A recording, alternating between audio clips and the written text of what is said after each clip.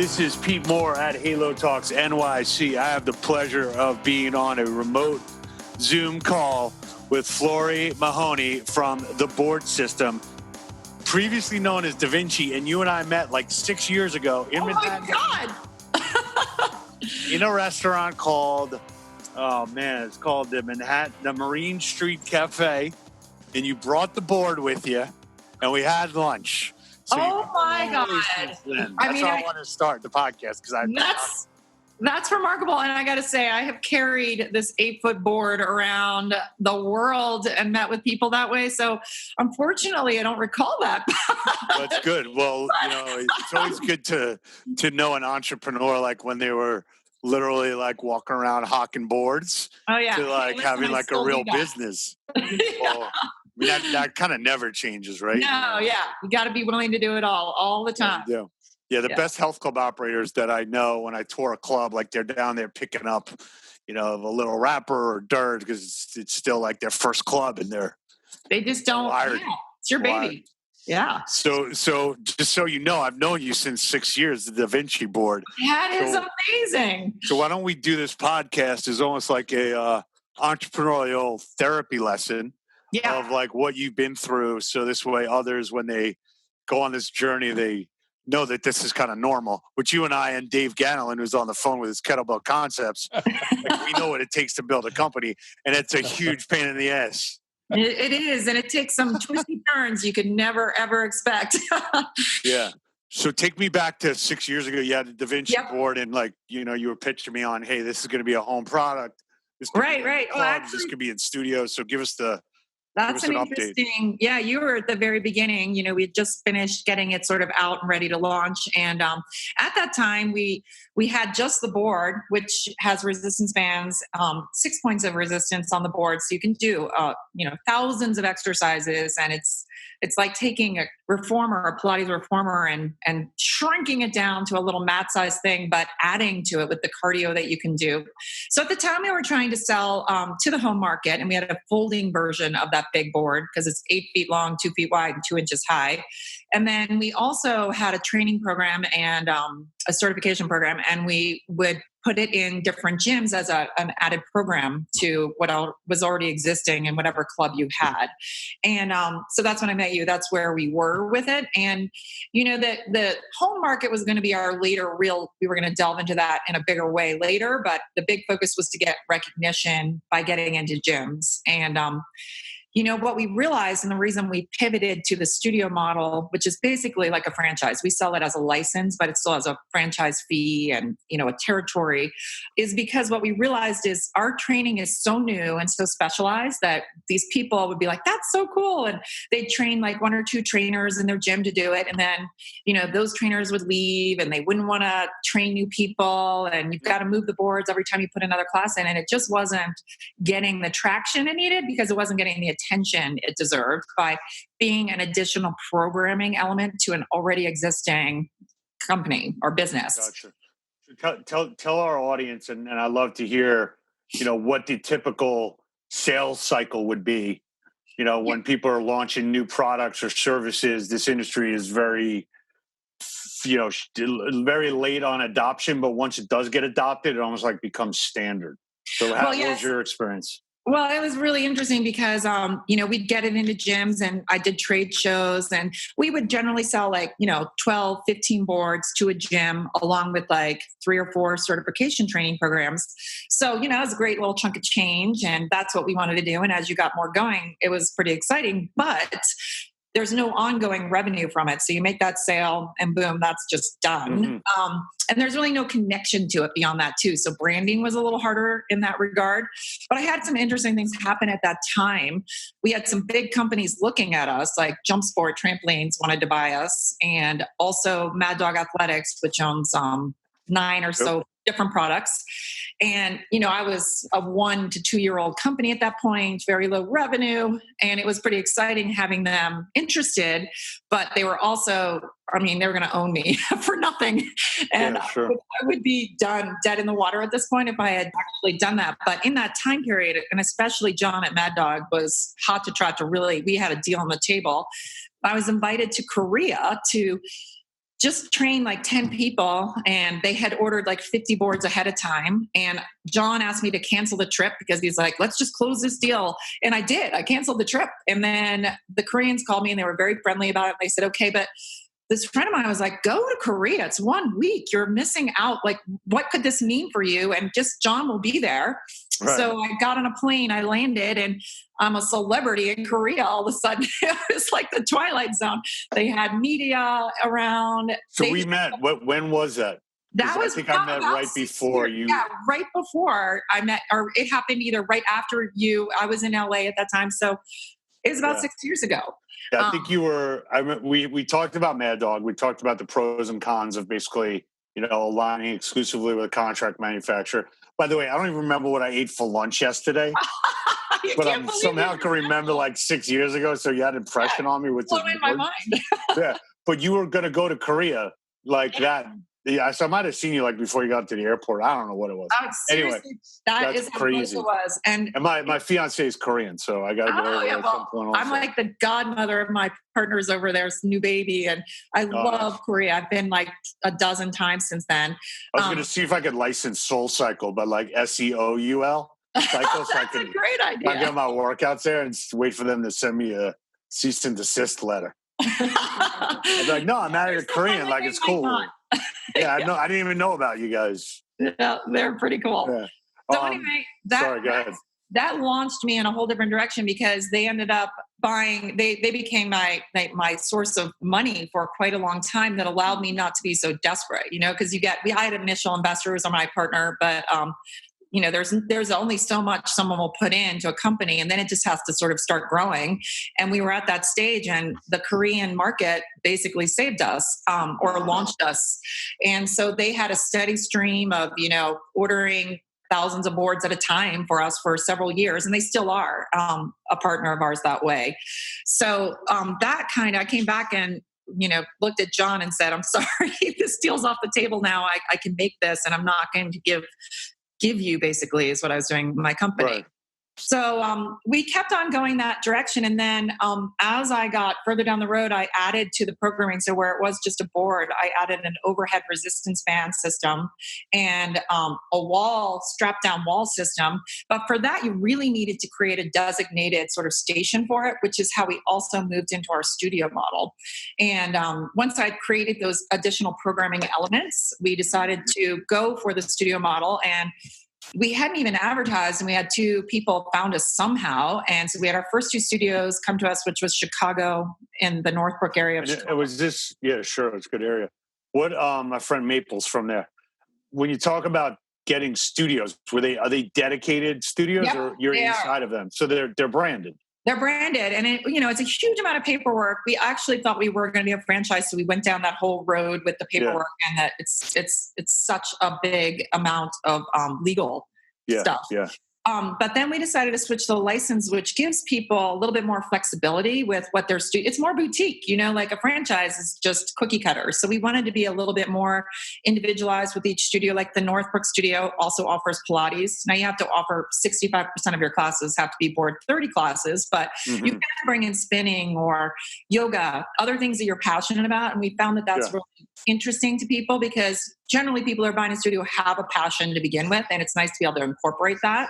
And, our program works really well with other systems. So do they have their name on the door or that's... It's all Board30. No, it has to be Board30, and it'll be like Board30 Northbrook, Board30 Fort Collins. We now have 6 studios open and about another 10 that are coming, 2 in Tokyo too. So we're over that hump. The first 10... It's really hard because you're asking people to pioneer with you, and they're like, "What the hell is Board30?" But because we're unique, we got a lot of interest because we are truly a new system. Everything else is like, this is our bar, this is our kind of bar, this is our kind of CrossFit, this is how we get on a treadmill. Ours is actually a truly unique and patented system. So that's been really our main selling point. Great. So when you look at training these franchisees and their instructors, are you still running around doing that in person, or have you embraced the whole digital? Well, we do. Here yet?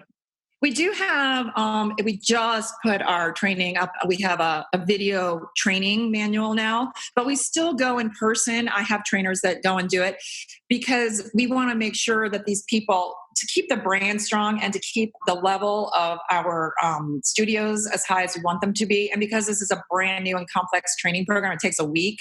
We do go in person, but once they've trained we require them to train 3 people so that they've had the original training.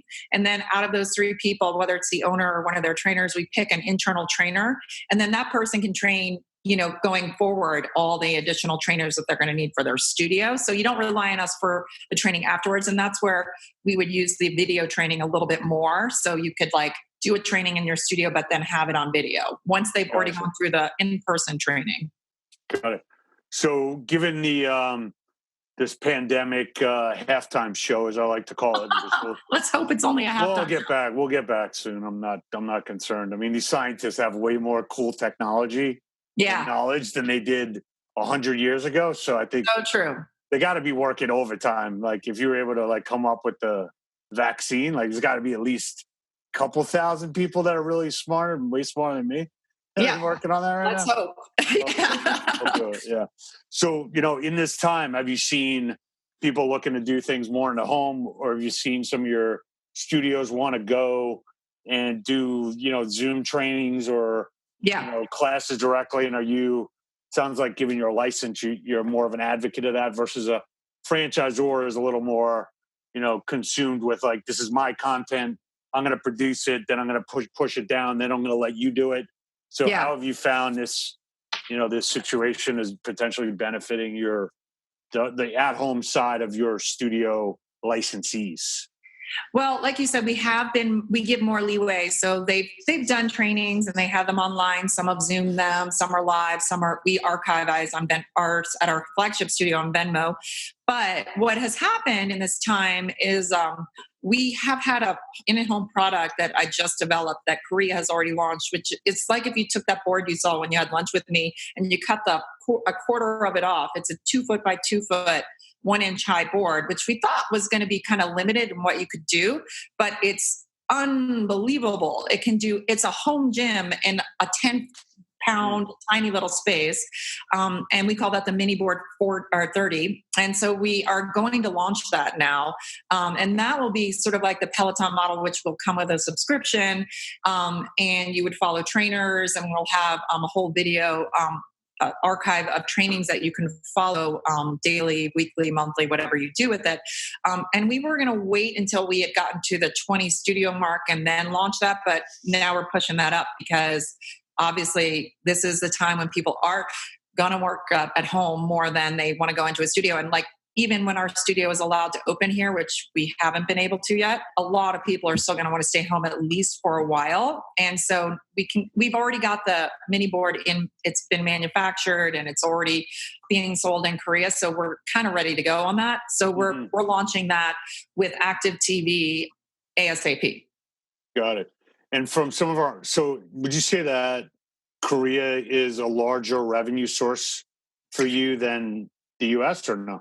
No, it's not a larger one because they're a small community and they're just kind of getting into fitness. And we happen to be with a great partner over there who's doing much better than we would with smaller companies. But the U.S. market's going to be huge for us. And so we're planning on this being a much bigger deal for us here, which is why we were trying to be really careful about the launch. We don't want to just throw it out there. But now we have to push hard and get it out there. And we're bringing in an investor to move that forward more quickly. And before we were thinking we might not have to because we could use Board30 revenue. And now we realize we got to move. Gotcha. So do you have any quotes that were inspirational or motivational that kept you going through the years of 0 to 6? I'm one of those people that just never gives up. I actually drew an elephant on a chalkboard and put never give up on it. I just feel like you either have it in you or you don't, because it is hard. I mean, there are moments where you just don't know what's going to happen. You're going backwards. Having a business plan almost is a detriment, I find, because if you're trying to follow that, there's so many things that, come into play and you have to make changes and pivot. Even our rebrand was amazing, but we had some big pitfalls happen with the designer and that. And everything requires you to be a serial entrepreneur like I am. Like I've owned restaurants. I was a chocolatier. I owned a Pilates studio, the first one in Vermont. Like I have that in me. And if you don't, you have to have the stomach for it. And I just do. So there's not a saying, there's multiple sayings and probably a lot of wine, but I get through it. You just have to persevere. Like you just can't give up. And I'm a never give up person. Awesome.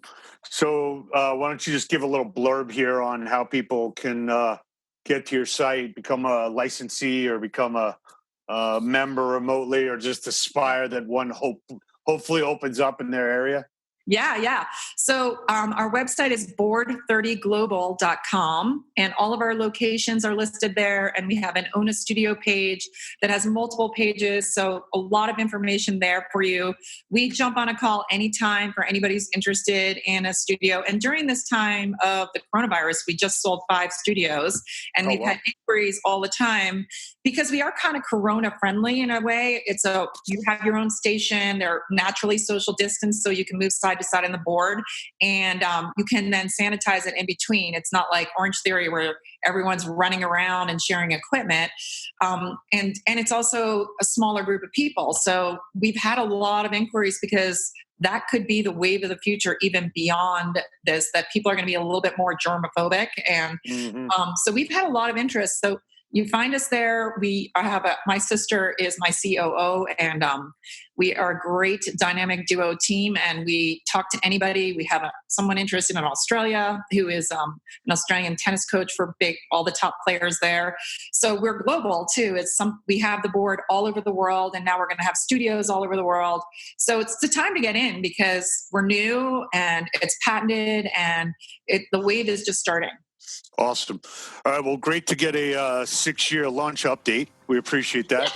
We'll have to have lunch with you again when I come back to town. We'll just do every 6 years. We'll check in on the board. Maybe we carry one on your back. Those little kids to school. We have the board on their back, which would be awesome. You can strap it on. It'll work. Yeah. All right. Congrats on the progress. Look forward to seeing you in person. Keep doing great things. Thanks so much. All right. Awesome. Later. Have a great day. Floery. See ya. All right. Thanks. Bye. This is Pete Moore. As you know, I am a big believer in personal development. I got a time-saving opportunity here for you, recommending Dan Millman's 4 Purposes of Life. Go to audible.com/Halo Talks. You want to register there, get a free audiobook. It's $14.95 a month thereafter, giving you things that I do to make myself better, and hopefully it makes you better. Go Halo. Let's play to win.